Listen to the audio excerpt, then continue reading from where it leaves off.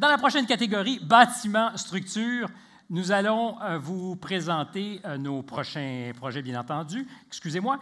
Et pour ça, il faut Sylvie Perrault, qui est présidente de l'Association des architectes en pratique privée au Québec, ou du Québec.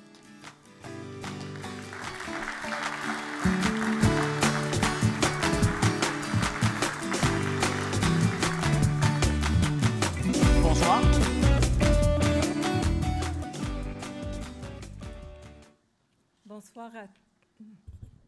Bonsoir à toutes et à tous. Je suis très honorée de remettre le prix Bâtiment Structure au nom de l'Association des architectes en pratique privée du Québec, qui regroupe plus de 400 firmes d'architecture.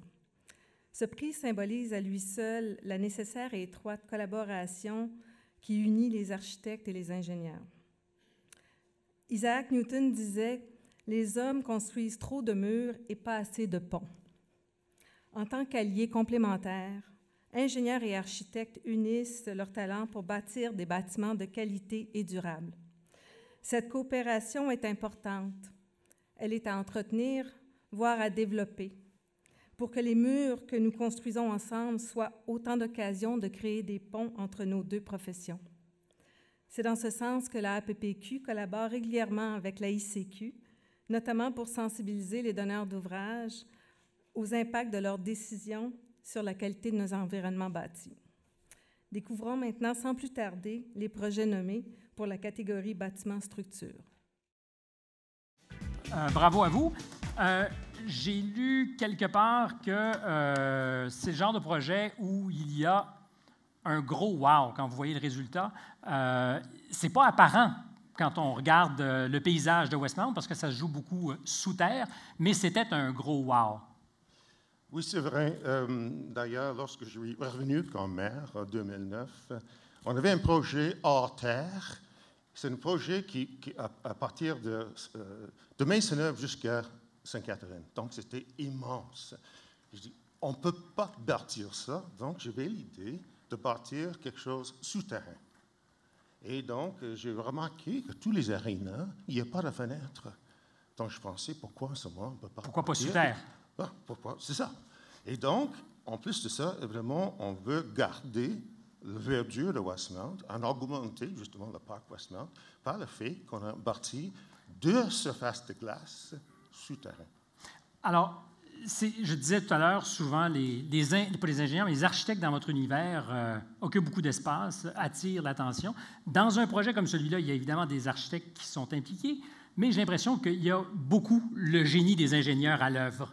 Est-ce que c'est vrai que vous pouvez vous payer la traite dans un projet comme ça? Bien, je ne dirais pas qu'on s'est payé la traite, mais il y a eu plusieurs défis intéressants. Entre autres, je dirais, là, les pressions, les charges latérales sur le bâtiment là, sont beaucoup plus importantes, autant les charges latérales, les charges sur le toit. On était toujours un petit peu là... Il y avait des craintes? Non, il n'y avait pas des craintes, mais disons, l'architecte paysagiste, là, on avait un petit peu une compétition entre l'ingénieur en structure et l'architecte paysagiste. L'ingénieur en structure, nous, on voulait le moins de charge possible sur le toit. Lui, il voulait plus de terre pour que le gazon pousse pour que ce soit plus beau.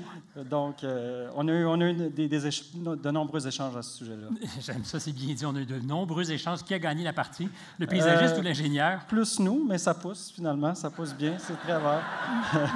Mais c'est rassurant pour les patineurs en dessous. Oui, oui, absolument. Absolument.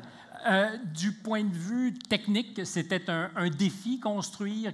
C'est certainement pas totalement novateur, mais il reste que c'est différent de ce qu'on a l'habitude de voir. Bien, c'est sûr que pour le point de vue du constructeur comme nous, dans un contexte que c'était un design-build, une conception-construction, le niveau de risque était quand même un peu plus élevé qu'un bâtiment commun. Donc, c'est sûr qu'avec l'équipe de CIMA+, il y a eu beaucoup de discussions en amont. Il faut dire qu'on a donné le premier coup de pelle en avril 2012 avec à peine les conceptions débutées. Puis 18 mois plus tard, on livrait le projet à la ville. Donc, il y avait le facteur temps aussi qui rentrait en ligne de compte, qui était quand même un enjeu en plus de tous les autres points que Yann mentionnait. Là. Je termine là-dessus, justement. Pour arriver à livrer si rapidement et j'imagine parfaitement dans le calendrier, ce que ça signifie comme travail en amont, ça doit être énorme? Oui, bien, comme Louis-Philippe a mentionné, c'est un genre de design-build. Donc, on avait une partie déjà de conçu, les plans y étaient faits, ça se construit. Puis pendant ce temps-là, on poursuit la conception donc, on séquence notre conception selon les étapes de construction là, pour vraiment diminuer le et arriver parfaitement dans l'échéance. Oui. Merci beaucoup. Merci à vous, M. le maire, d'être venu nous voir et on souhaite du bonheur à vos patineurs maintenant souterrains. Au revoir.